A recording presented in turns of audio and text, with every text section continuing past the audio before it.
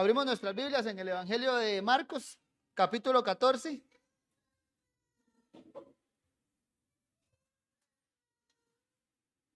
Marcos, capítulo 14, y vamos a leer de los versículos 32 al 42.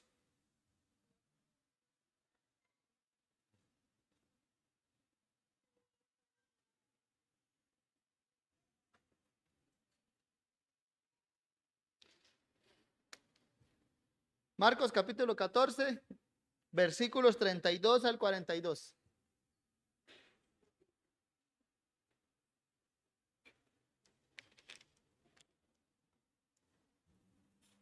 Amén. Leemos, dice así. Vinieron pues a un lugar que se llama Getsemaní, y dijo a sus discípulos: sentaos aquí, entre tanto que yo oro. Y tomó consigo a Pedro, a Jacob y a Juan, y comenzó a entristecerse y a angustiarse. Y les dijo: mi alma está muy triste hasta la muerte. Quedaos aquí y velad. Yéndose un poco adelante, se postró en tierra y oró que si fuese posible pasase de él aquella hora. Y decía: Abba, Padre, todas las cosas son posibles para ti. Aparta de mí esta copa, mas no lo que yo quiero, sino lo que tú. Vino luego y los halló durmiendo y dijo a Pedro: Simón, ¿duermes? ¿No has podido velar una hora? Velad y orad, para que no entréis en tentación. El espíritu a la verdad está dispuesto, pero la carne es débil. Otra vez fue y oró, diciendo las mismas palabras. Al volver otra vez los halló durmiendo, porque los ojos de ellos estaban cargados de sueño, y no sabían qué responderle. Vino la tercera vez y les dijo: dormid ya y descansad. Basta, la hora ha venido. He aquí el Hijo del Hombre es entregado en manos de los pecadores. Levantaos, vamos, he aquí se acerca el que me entrega. A manera de introducción, mis hermanos, a la parte que acabamos de leer, es bueno siempre recordar un poco en qué sección estamos. Y recordemos, estamos horas antes de que el Señor Jesucristo sea entregado, o más puntualmente, a horas antes de que el Señor Jesucristo sea asesinado, como Él lo pone aquí. He aquí el Hijo del Hombre es entregado en manos de pecadores. El Señor Jesucristo va a ser asesinado por los líderes judíos. Todo el plan está a punto ya de efectuarse. Y estamos entonces a minutos antes de que ese punto decisivo donde se captura al Señor Jesucristo y se apresa para su asesinato se va a llevar a cabo. Acabamos de terminar la institución de la Cena del Señor, cómo el Señor alegremente con sus discípulos la iba a celebrar. Y vimos después, por decirlo así, cómo el Señor les echó un balde de agua fría y les dijo: pero ustedes me van a traicionar, ustedes me van a hacer desleales. Y ahora lo vemos que se aparta el Señor y se dirige a un lugar llamado Getsemaní, donde lo que leímos es que el Señor ha estado o vino particularmente a orar. Juan 16:32 nos antecede esta parte diciendo así: he aquí la hora viene y ha venido ya, en que seréis esparcidos, cada uno por su lado, y me dejaréis solo, mas no estoy solo, porque el Padre está conmigo. Aquí el contexto de esta oración es esto: el Señor Jesucristo, a pesar de que sabe que va a ser defraudado por sus discípulos, de que lo van a dejar solo, la confianza en Él es que, como lo acabamos de leer en Juan 16:32, el Padre está conmigo. El Señor Jesucristo está confiado en que la presencia del Padre está con Él. No estoy solo. Y es aquí donde el Señor, veámoslo así, como hombre tiene ese consuelo, que la presencia del Padre está con Él. ¿Y por qué quiere ese consuelo? Porque Él mismo lo acaba de decir, ahí mismo en lo que leímos en Juan 16, la hora viene y ha venido ya. ¿Y a qué se refiere el Señor Jesucristo con esto de la hora viene o ha venido ya? ¿A qué hora se refiere? A la hora en que Dios encarnado, Jesús mismo, va a experimentar la muerte. En otras ocasiones Jesús mismo o los evangelistas nos describen como muchas veces Jesús desde nuestra vista, digamos, desde nuestro punto de vista humano, él, digamos que evitaba ese momento de morir. Y él lo decía porque aún no ha llegado la hora. En Juan 7:30 entonces nos dice, entonces procuraban prenderle, pero ninguno le echó mano porque aún no había llegado su hora, nos dice Juan. Juan 8:20 también lo dice, nadie le prendió porque aún no había llegado su hora. Pero ahora estamos en el contexto donde el Señor dice, he aquí, la hora viene y la hora ha llegado. La hora entonces de la muerte del Hijo de Dios, ya él, digámoslo así, la siente encima de él. Ya todo el peso de la muerte, de esa agonía, como lo vamos a ver en esta lectura de Marcos, es lo que el Señor Jesucristo tiene sobre sus hombros. Al Jesús estar cara a cara, entendámoslo, con la muerte, no está propiamente también en agonía meramente porque va a morir, sino que va de la mano por el hecho de que la misma muerte o el problema de que la muerte en sí plantea para el hombre. Morir no significa solamente que polvo eres y al polvo volverás, sino que como nos lo describe la Biblia, la muerte es un gran problema para la humanidad. ¿Por qué?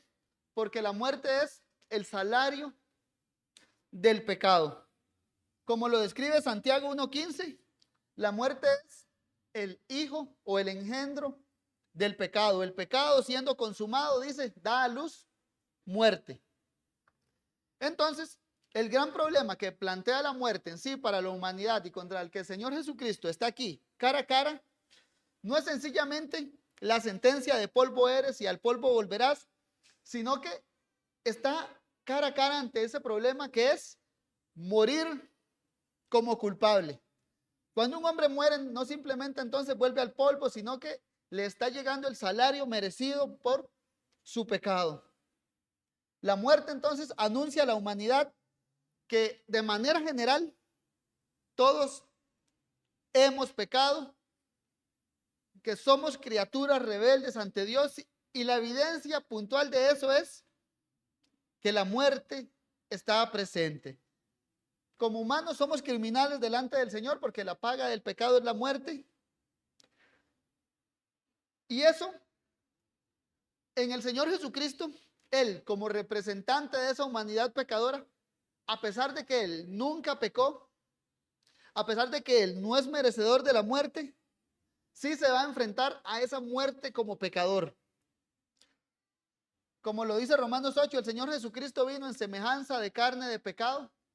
¿Para qué? Para hacer lo que nosotros no podíamos. Y aquí lo vamos a ver a horas entonces de que Él se va a enfrentar a la muerte como culpable, no por Él mismo, sino por su pueblo. El Hijo de Dios, lo vamos a ver dentro de pocas semanas, va a estar siendo abatido por el hijo del pecado, que es la muerte. Aquel Jesús inocente, Hijo de Dios, reitero, va a ser abatido por el hijo del pecado, que es la muerte. Y antes de ese duelo que se va a dar, es que tenemos aquí la oración del Señor Jesucristo en lo que conocemos como el huerto de Getsemaní. Esta escena también ha sido, a manera general,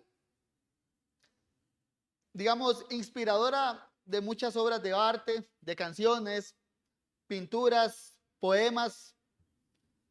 Incluso me pareció curioso, una banda de heavy metal llamada Deep Purple sacó una versión del Getsemaní.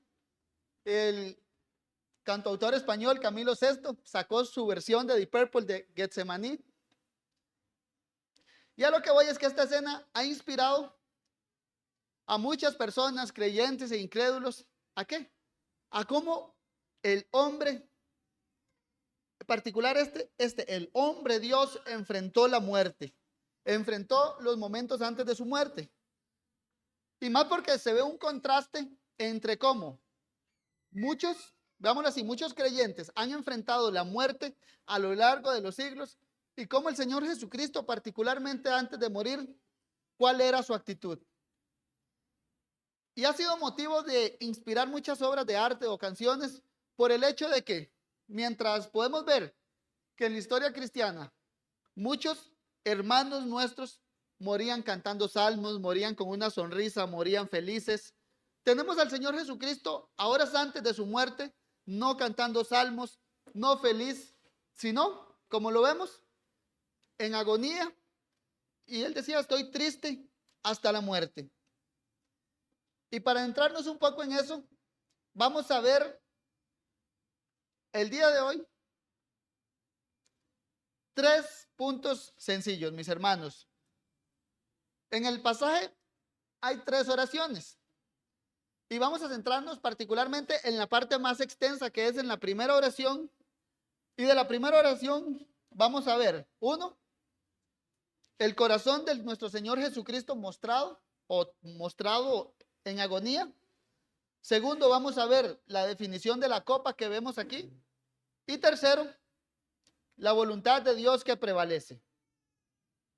Entonces, en cuanto a la primera oración, versículo 32 dice: vinieron pues a un lugar que se llama Getsemaní y dijo a sus discípulos: sentaos aquí, entre tanto yo oro.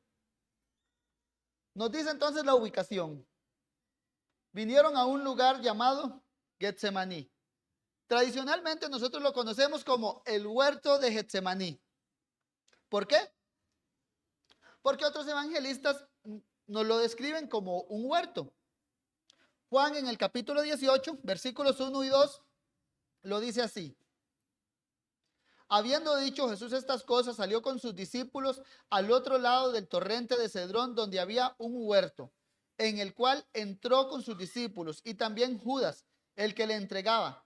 Judas, el que le entregaba, conocía aquel lugar porque muchas veces Jesús se había reunido allí con sus discípulos. Juan nos dice que entró con sus discípulos al otro lado del torrente de Cedrón, donde había un huerto. Esto es el relato paralelo que tenemos aquí, que nos dice: vinieron pues a un lugar que se llama Getsemaní. Entonces, el lugar proviene de la unión de estos 2 versículos, de Juan 18 y la narración posterior a la cena del Señor, cuando el Señor entra en esa agonía antes de morir, el huerto de Getsemaní. Este lugar ya por un inicio, o nos marca, veámoslo así, los momentos más trascendentales de la historia humana. Así como está dividida nuestra era en antes de Cristo y después de Cristo, vemos como el pináculo o el punto central de la historia humana está como dándose en estos lugares. Cuando el Señor, desde el huerto de Getsemaní hasta su resurrección, en esos eventos o pilares de la historia humana. ¿Por qué? Porque ahí está, se decide el juicio del hombre. Ahí mismo, mis estimados. Y así ya se ven esos ciertos paralelos. ¿Por qué? Ciertos paralelos como que uno lo puede ver, así mismo como la narrativa bíblica nos presenta que Adán en un huerto fue donde violó el pacto de obras y por él mismo entró entonces el pecado para todos nosotros. Asimismo, a manera paralela, aquí se puede ver a Jesucristo ya, donde empieza el establecimiento formal del pacto de gracia. ¿Dónde? En un huerto, donde ya dentro de pocas horas se va a dar esa transacción formal, la cual va a establecer firmemente el pacto de gracia, o el pacto de paz, como lo vimos la semana pasada, que era ese pacto de ese pastor profético que nos habla Ezequiel 34. Entonces, aquí en Getsemaní está dando inicio a esto. ¿Cómo se va a formalizar el pacto de gracia? El pacto de obra fue violado en Edén, el pacto de gracia, digámoslo así, está siendo ya formalizado. Esto es como la introducción al pacto de gracia, donde está siendo formalizado ¿en qué?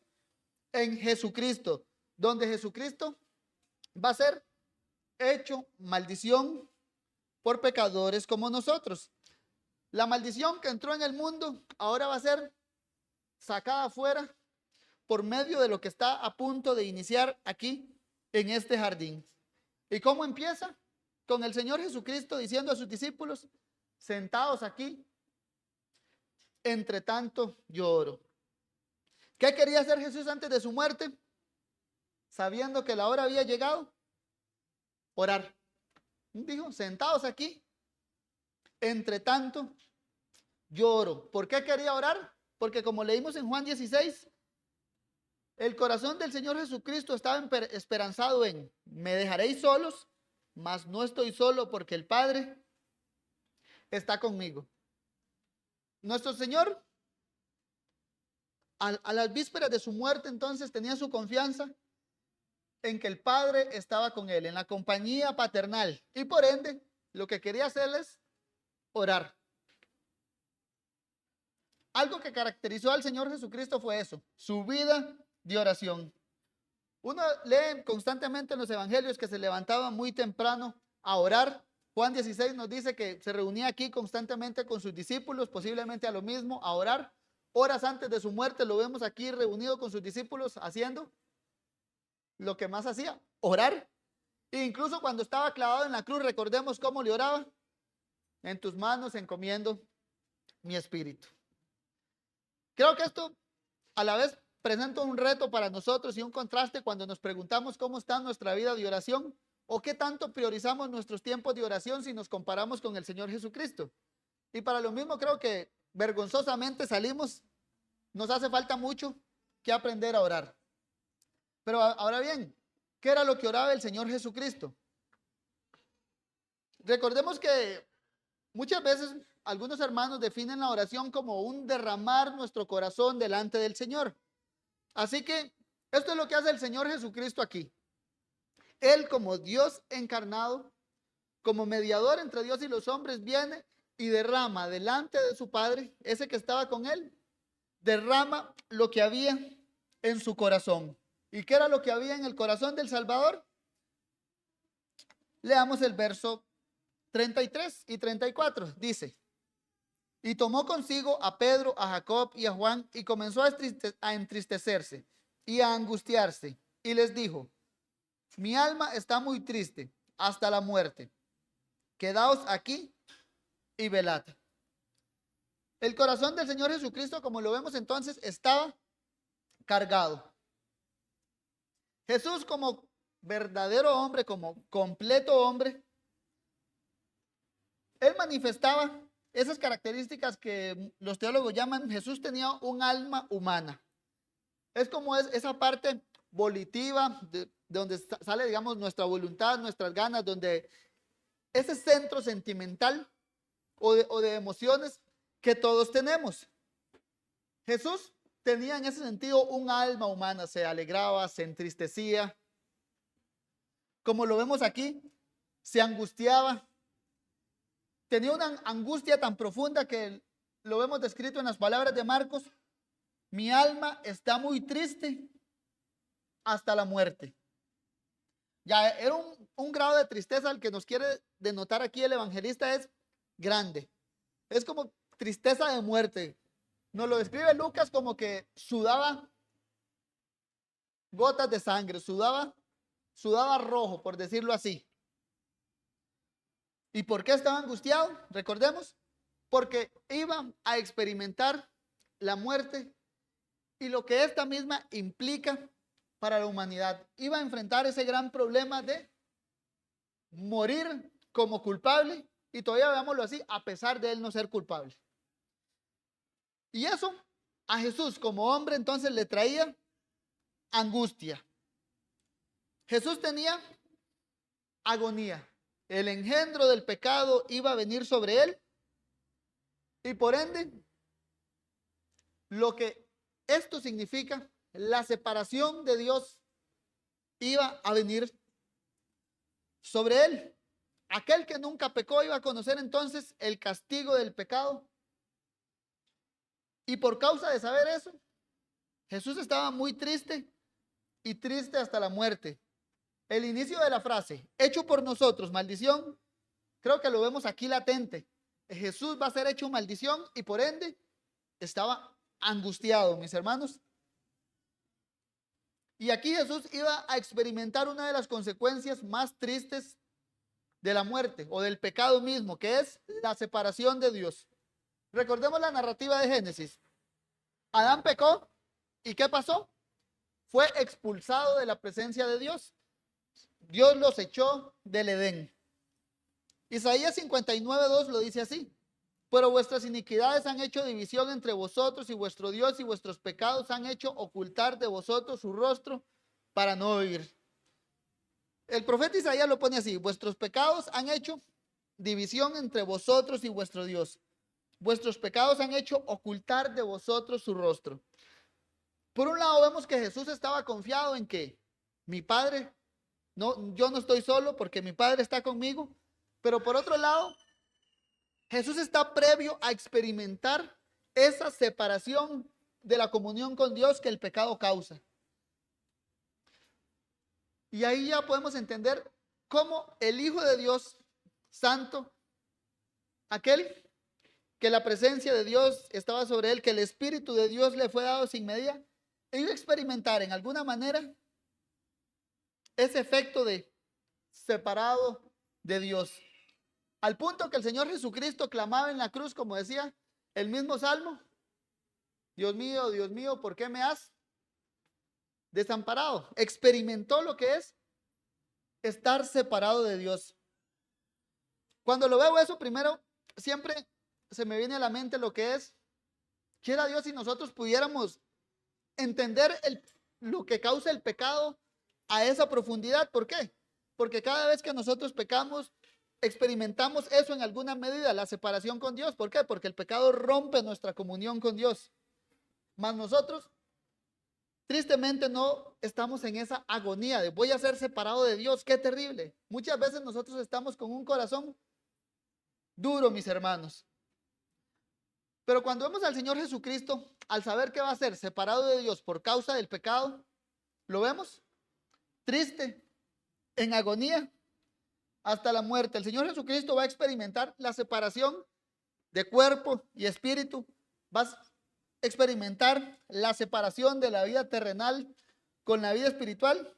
Y en la última instancia va a experimentar esa separación entre Dios y el hombre. Iba a quedar, como lo decía Wolfgang Pannenberg, iba a quedar ausente a todos, ausente a sí mismo y ausente a los demás. Y eso, mis hermanos, entonces, reiterando, traía mucha angustia al Señor Jesucristo, traía agonía, traía dolor. Y ante eso, ¿qué fue lo que hizo el Señor Jesucristo en el verso 35? Dice: yéndose un poco adelante, se postró en tierra y oró que si fuese posible pasase de él aquella hora. Nuestro mediador, triste, en agonía, ora ahora que si hubiera otra vía, que si fuese posible otra manera, ya que si hay otra manera que no sea por la vía de la muerte y la separación de Dios, el Señor le dice, como, líbrame, ya.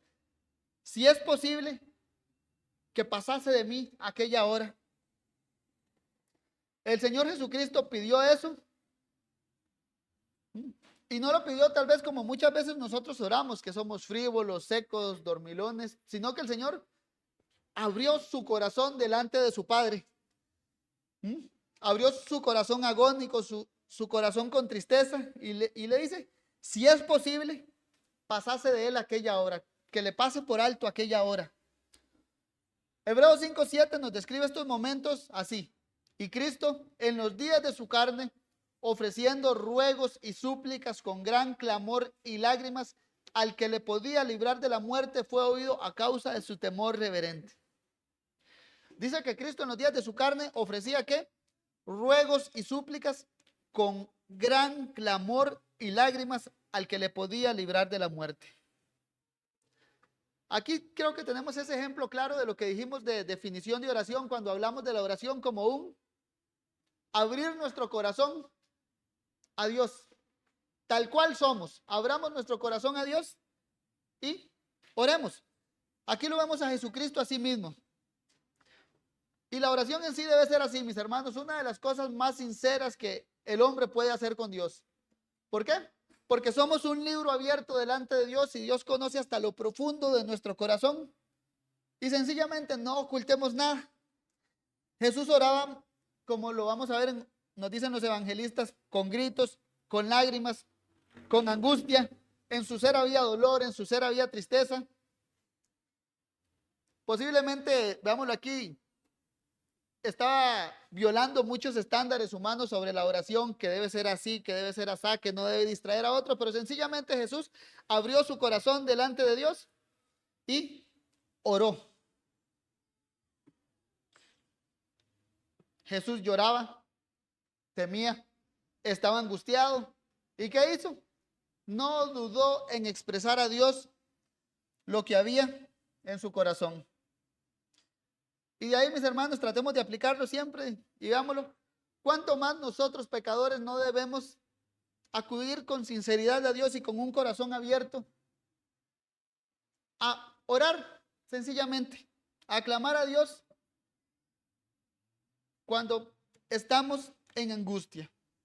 Jesús aquí estaba llorando, gritando, con lágrimas, sudando sangre, pero no estaba dominado por sus sentimientos, no era un hombre que no tenía dominio propio, sencillamente fue sincero y abierto delante de Dios. Mas en esta angustia el Señor Jesucristo sí se refería o se dirigía a alguien puntualmente, verso 36, a su Padre, y decía: Abba, Padre, todas las cosas son posibles para ti. Aparta de mí esta copa, mas no lo que yo quiero, sino lo que tú. Jesús estaba en angustia debido a que se acercaba aquella hora, pero notemos cómo se dirige aquí al Padre. Dice: Abba, Padre. Tradicionalmente, muchas veces esta frase se entiende como una frase que un niño le dice a un padre y tratan de traducirla como papito casi. Pero investigando, vieron que no se ve mucha evidencia para lo mismo. Se ve que es una frase que incluso la usaban los adultos para referirse a sus papás. Y es una frase que está formada sencillamente por una palabra en arameo y por la otra palabra en griego, y ambas significan padre. Abba, Padre, es como padre en arameo y padre en griego. Padre, Padre. Y muchas veces va antecedida como el Padre o mi Padre. Y al final esta frase lo que evoca siempre es esa familiaridad de a quién me estoy dirigiendo, esa familiaridad respetuosa, pero al final familiar. Me estoy refiriendo en el contexto, digamos, de una familia, a ese familiar mío que lo respeto tanto, pero a la vez sé que está ahí para darme la mano cuando lo necesito. Y aquí vemos que Jesús se dirige con esa familiaridad, entonces, aquí, a su Padre. Por un lado, cabe notar que es la misma frase que el apóstol Pablo dice que nosotros los cristianos nos podemos dirigir también al Padre. ¿Por qué? Porque nos ha sido dado ese espíritu por el cual clamamos Abba, Padre, por el cual clamamos Padre, Padre, digámoslo así. Y aquí mismo Jesús entonces se dirige al Padre con esa familiaridad que tienen los hijos de Dios. Él, como ese hijo de Dios por filiación ontológica, se dirige al Padre por esa manera. Y este familiar, como vamos a ver, evoca entonces en Jesús esa confianza. Jesús conoce claramente el plan de redención. Jesús conocía cómo iba a morir desde el principio. Él decía: es necesario que vaya a Jerusalén y que sea entregado en manos de pecadores, que muera y que al tercer día resucite. El mismo Señor Jesucristo, como leímos, aún no ha llegado la hora, aún no ha llegado la hora. El mismo Jesús sabía cuál era su destino desde que comenzó su ministerio. ¿Qué tienes de mí, mujer? Aún no ha llegado la hora. Pero ahora vemos como cierto giro, porque el Señor Jesucristo sabía cuál era su destino. Si recordamos capítulos anteriores, más o menos me ubico mentalmente alrededor del capítulo 9 y capítulo 10, cuando el Señor Jesucristo dice que ciñó su frente, apuntó a Jerusalén con la mirada y se fue valientemente. ¿Por qué? Porque sabía que iba a morir en Jerusalén. Pero ahora aquí lo vemos con ese aspecto meramente humano, donde está a horas antes de morir y está diciendo: si fuese posible, aparta de mí esta copa. Desde que comenzó Jesús su ministerio, él sabía que debía ser muerto, más en otro sentido, él estaba aquí abriendo su corazón, ¿para qué? Para expresar su confianza a Dios. Para él como hombre, recibir la bendición de orar a Dios. No hay vuelta atrás en el plan de redención, pero por otro lado, Jesús expresa la congoja de su alma y la súplica hacia su Padre se expresa en: aparta de mí esta copa. Y veamos ahora el punto 2. ¿Qué es esto de la copa? Porque al final esta copa representa aquí el motivo de la agonía. Aparta de mí esta copa. ¿Qué era la copa? Era muy común del Antiguo Testamento cuando se hablaba de la copa del Señor. Era el juicio hacia las naciones. La muerte va a venir a los pecadores. ¿Por qué? Porque la copa de la ira de Dios va a ser derramada sobre las naciones. Esa era como la frase profética. El Salmo 75:8 lo dice así: porque el cáliz está en la mano de Jehová y el vino está fermentado, lleno de mistura, y él derrama del mismo hasta el fondo. Lo apurarán y lo beberán todos los impíos de la tierra. Jeremías 25:15 dice así: porque así me dijo Jehová, Dios de Israel: toma de mi mano la copa del vino de este furor y da de beber de él a todas las naciones a las cuales yo te envío, y beberán y temblarán y enloquecerán a causa de la espada que yo envío entre ellas. El Señor Jesucristo entonces está en agonía. ¿Por qué? Porque la ira de Dios se avecina sobre él. Porque recordemos, la paga del pecado es la muerte. Y la muerte es el juicio justo que la justicia de Dios, valga la redundancia, da al pecador. Y como lo vemos, este juicio de muerte es algo que, a como lo describen los profetas del Antiguo Testamento, era un juicio que manifestaba el desagrado de Dios por el pecado. La ira de Dios, la copa del vino de ese furor. Dios estaba airado contra el pecador y tenía una copa cargada de ira que iba a ser derramada sobre las naciones. Y ese juicio que merecían o que merecen los impíos, que merecen las naciones, está a punto de llevarse a cabo ¿en quién? En la persona de Jesús. En palabras de Gerhardus Voss, el juicio dice del fin del mundo. Se avecina todo. ¿Sobre quién? Sobre la persona del Hijo de Dios. La ira de Dios, sin piedad, sin misericordia, sin alguna muestra de piedad, sin alguna muestra de compasión. Esa copa llena de ira viene a avecinarse sobre el Señor Jesucristo, y el Señor mismo beberá de esa copa hasta la última gota por causa de pecadores como nosotros. El Señor Jesucristo entonces no está meramente angustiado por la muerte, no está meramente angustiado por los clavos, no está meramente angustiado porque lo van a clavar en una cruz, porque le van a dar un montón de latigazos, porque no se va a aguantar una cruz muy pesada, a pesar de que el dolor físico es terrible. Pero en última instancia, el Señor Jesucristo está aquí entonces angustiado, gritando, clamor, súplicas, lágrimas, sudor de sangre. Está angustiado, ¿por qué? Porque la copa de la ira de Dios viene sobre él. Él como hombre durante toda su vida estaba representando al ladrón, al mentiroso, al traidor, al lujurioso, al cobarde, a esos que se avergüenzan de él, a esos que huyeron de él, a esos que lo negaron. Y ahora Dios le dará la copa de todos esos lujuriosos, mentirosos, traidores, fornicarios. Dios le dará la copa ¿a quién? A su Hijo, porque Él vino en representación de ese tipo de humanidad, es decir, de todos. Como representante de la humanidad, Jesús estaba pronto a recibir el castigo, a recibir la ira de Dios. Y esto, mis hermanos, es lo que estamos viendo aquí.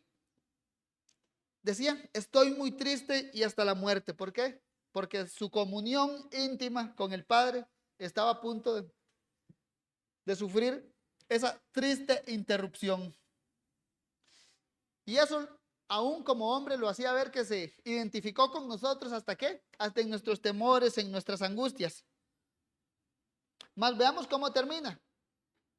El Señor pide pasar esa copa de Él, pide que esa copa le pase por alto, pero dice, mas no lo que yo quiero, sino lo que tú. Y este es el tercer punto, la voluntad de Dios que prevalece. Jesús tomó su papel de representante del hombre hasta las últimas consecuencias. Y tomó ese papel de representante del hombre siempre en conformidad con la voluntad de Dios. Contemplar las horas previas de su muerte fue terrible. Angustia, sudor de sangre, gritos, agonía. Pero el estar acorde con la voluntad de Dios y el amor hacia el pecador como nosotros, lo hicieron siempre ir de frente a su destino. Hebreos 2:9 lo dice así, pero vemos a aquel que fue hecho un poco menor que los ángeles, a Jesús coronado de gloria y de honra a causa del padecimiento de la muerte, para que por la gracia de Dios gustase la muerte por todos. ¿Qué es el punto aquí? Al final el Señor Jesucristo, como humano, estaba en esa agonía, pero por otro lado, me encanta cómo termina el autor de Hebreos, para que por la gracia de Dios, dice, gustase la muerte por todos. Es como la invitación que hace el salmista de gustad y ved que Dios es bueno. Bueno, el Señor, por la gracia de Dios, degustó la muerte, dice, por todos. Pecadores. La voluntad de la persona del Hijo estaba en perfecta sintonía con el Padre.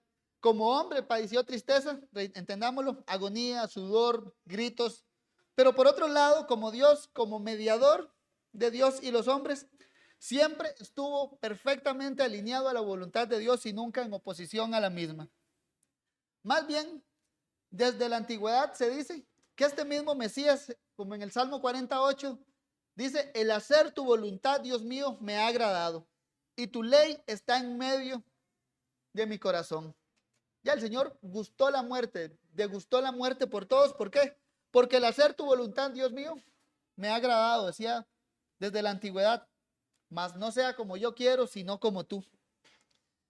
Incluso este mismo Salmo 40, versículos antes, nos dice así, Salmo 46, el Señor, sacrificio y ofrenda no te agrada, has abierto mis oídos. Hebreos lo cita así, por lo cual entrando en el mundo dice, sacrificio y ofrenda no quisiste, mas me preparaste cuerpo. Me preparaste cuerpo, has abierto mis oídos. Al final la idea es aquí, Dios se preparó a alguien para que le obedezca. Y cuando el autor de Hebreos cita aquí, me preparaste cuerpo, literalmente la versión de los 70 dice, horadaste mi cuerpo, horadaste mis oídos. Y trae una referencia a Números, que era cuando agarraban al esclavo y le horadaban la oreja. ¿Para qué? Esta es mi propiedad. Que al final lo que denota es esto. Jesús, como hijo de Dios, voluntariamente vino a ser el esclavo del Padre. Has abierto mis oídos. El hacer tu voluntad, oh Dios, me ha agradado. Vemos en Jesús como ese esclavo que voluntariamente quería ser el esclavo del Padre. Jesús como siervo y como esclavo de Dios entonces estaba totalmente sometido al Padre, aceptando su destino como siervo sufriente, en agonía, triste hasta la muerte. Y eso más bien denota sobre él, como dice el mismo Isaías 53, experimentado en quebranto. Era un hombre experimentado en quebranto, pero obediente hasta la muerte y muerte de cruz, citando o parafraseando Filipenses 2:8. Y estando en la condición de hombre, se humilló a sí mismo, haciéndose obediente hasta la muerte y muerte de cruz. Jesús estaba angustiado, recordemos, sí, estaba cansado, sí, mas la debilidad de la carne no lo doblegó, no se echó para atrás. Y al final, el hacer tu voluntad, oh Dios, me ha agradado. Oh, no se haga como yo quiero, sino como tú. Porque al final el punto es, todo el deleite de Jesús estaba en hacer la voluntad de su Padre. Y por la gracia de Dios, ¿qué hizo? Como lo vamos a ver después, gustó la muerte.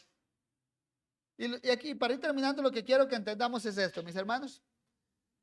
que de verdad que Jesús haya gustado la muerte es gracia de Dios. Para Jesús, no.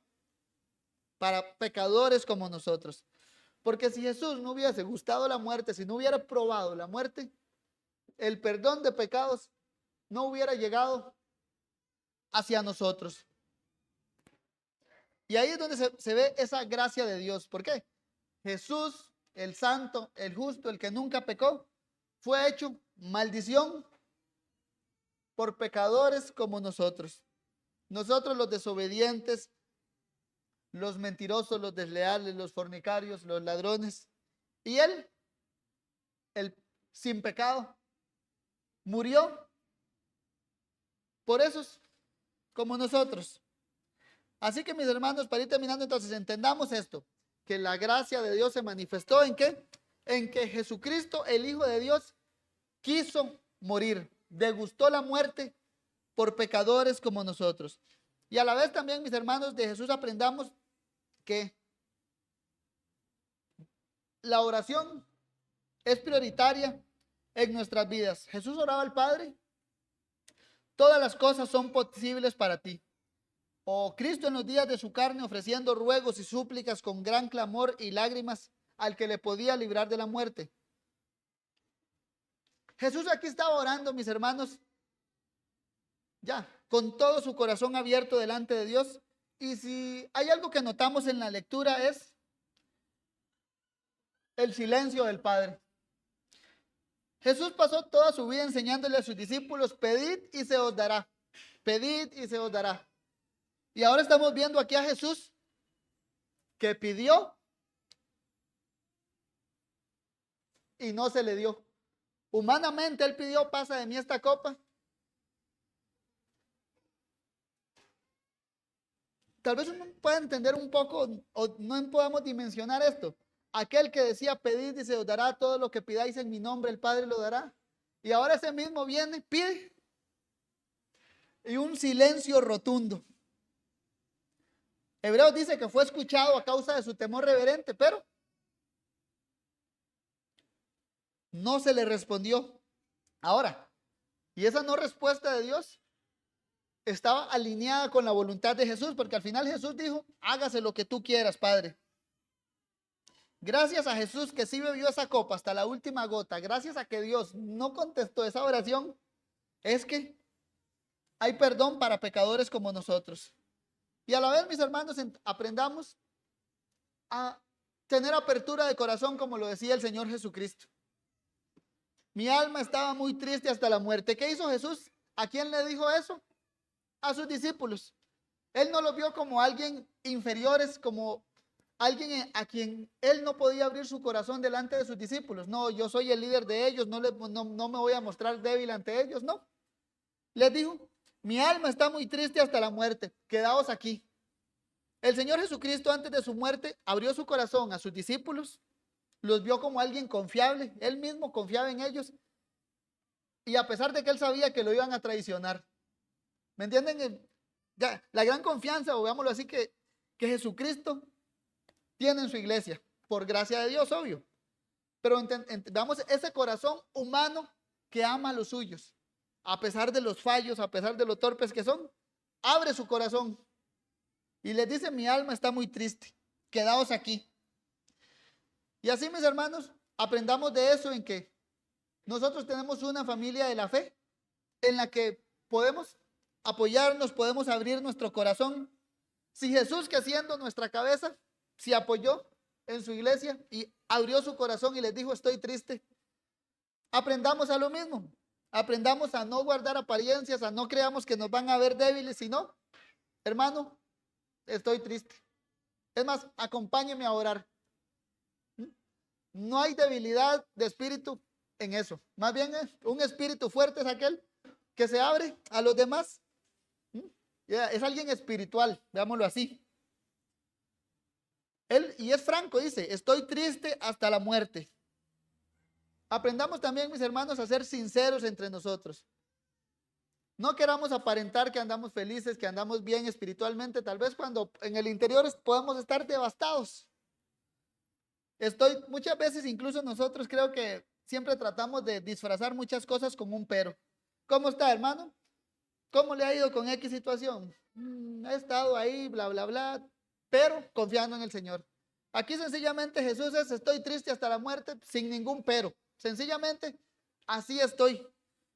Y creo que muchas veces puede ser que tratamos de ocultar lo que hay en nuestro corazón para que nos vean fuertes, o incluso también porque lo hacemos con temor a ser juzgados de, ay, yo sé que tal hermano es medio severo, me va a reprender si me ve solo triste, así que le voy a decir que estoy confiando en el Señor.